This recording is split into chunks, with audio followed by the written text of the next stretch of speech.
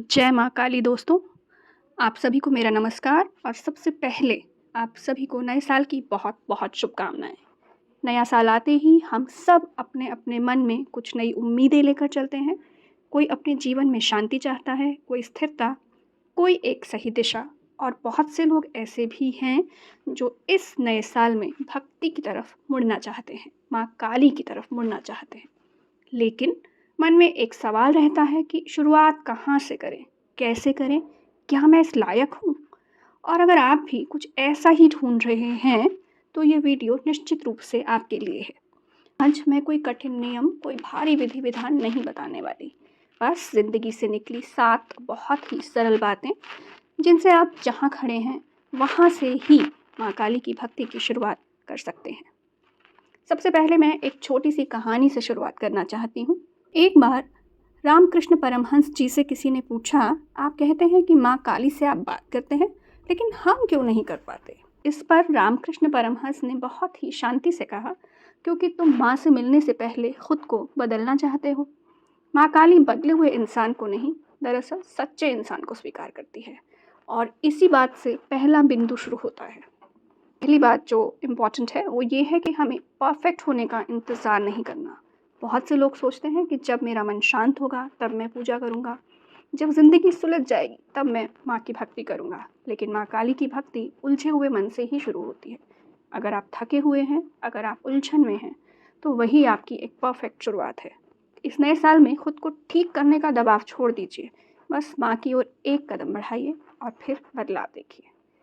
जो दूसरी सरल चीज़ मैं आपको बताना चाहती हूँ वो है, आपको अपने मन की आवाज़ को सुनना होगा।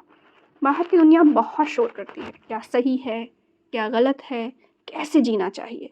लेकिन माँ काली की भक्ति भीतर की आवाज़ से जुड़ती है।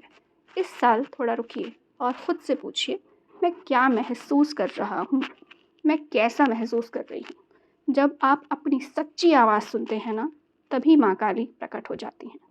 तीसरी जो बहुत ही सरल चीज़ मैं आपको बताने वाली हूँ वो है कि हर बात का जवाब देना ज़रूरी नहीं है। हम रोज़ कितनी ही बातों से उलझ जाते हैं, लोगों की बातें, ताने, अनकहे आरोप, हमारे मन की बातें। माँ काली हर युद्ध में तलवार नहीं उठाती, ये आपको भी याद रखना होगा। कभी कभी शांति ही शायद सबसे बड़ा उत्तर बन सकती है। इसलिए इस साल हर चीज़ की प्रतिक्रिया देना छोड़ने की कोशिश कीजिए। कुछ बातें केवल और केवल माँ पर छोड़ दीजिए। और आगे बढ़ते हैं, और छोटा सा कदम जो मैं अगला आपको बताने वाली हूँ वो है माँ की साधना, यानी कि माँ की तरफ बढ़ना। लोग सोचते हैं कि भक्ति का मतलब होगा लंबी लंबी पूजा, बड़े बड़े व्रत, बड़े बड़े अनुष्ठान। लेकिन अगर आप दिन में एक बार भी माँ को दिल से याद कर लेते हैं तो वो भी साधना ही है। छोटा कदम लेकिन रोज़ का होना ज़रूर चाहिए। ये कदम बहुत छोटा है, लेकिन रोज़ आपको माँ काली को अपने सच्चे मन से याद करना होगा उनकी साधना करने के लिए। और यही कदम माँ को बहुत प्रिय है। जो पांचवा कदम मैं आपको बताने वाली हूँ वो कोई विधि नहीं है, वो है आपके मन का भाव। अर्थात आपको अपने मन का भाव बदलने की ज़रूरत है। अगर हाथ जोड़कर भी मन कहीं और ही लगा हुआ है तो वो पूजा नहीं।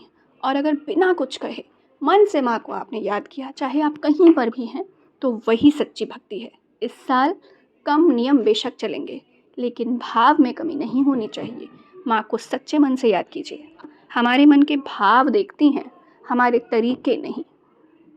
छठा और महत्वपूर्ण तरीका है कि आप अपनी भक्ति की तुलना दूसरों से ना करें। यानी कि आपकी भक्ति है, वो किसी और से आप उसकी तुलना कर ही नहीं सकते। आपका रास्ता आपका अपना रास्ता है, क्योंकि माँ काली भी आपकी भक्ति की तुलना दूसरों से नहीं करती। वो बस ये देखती हैं कि आप खुद कितने सच्चे हैं। इस साल खुद की यात्रा को सम्मान दीजिए और अपनी ऊर्जा माँ की भक्ति अपने तरीके से करने में लगाइए, ना कि दूसरों से तुलना करने में। और सातवां तरीका है कि आप बस भरोसा रखिए, इतना ही काफ़ी है। रामकृष्ण परमहंस जी कहा करते थे कि माँ पर भरोसा बच्चे जैसा होना चाहिए। यानी कि आपको सब समझ में आ जाए ये बिल्कुल ज़रूरी नहीं है, बस भरोसा रखना है कि जो भी हो माँ हमेशा आपके साथ हैं। और अगर आपको ये भरोसा है तो फिर ज़िंदगी में आप कभी मार नहीं खाएंगे, इतना भरोसा रखना ही काफ़ी है। और अगर आप इस नए साल में सादगी से, सच्चाई से माँ काली की ओर बढ़ना चाहते हैं तो आप पहले ही सही रास्ते पर हैं। मैं दिल से आप सभी का धन्यवाद करती हूँ कि आपने मुझे सुना और इस यात्रा में मेरा साथ दिया। अगर आप चाहते हैं कि हम ऐसे ही ज़िंदगी और भक्ति की बातें साथ साथ करते रहें तो मेरे चैनल को सब्सक्राइब ज़रूर कीजिए और इस मकसद में मेरा साथ दीजिए। मैं माँ काली से प्रार्थना करती हूँ कि आने वाला साल आप सबको शक्ति, शांति, सम्मान और भीतर की स्पष्टता दे। आप सभी को और आपके परिवार को नए साल की बहुत बहुत सारी शुभकामनाएं। माँ काली आपका और आपके परिवार का सदा भला करें। जय माँ काली। ओम काली।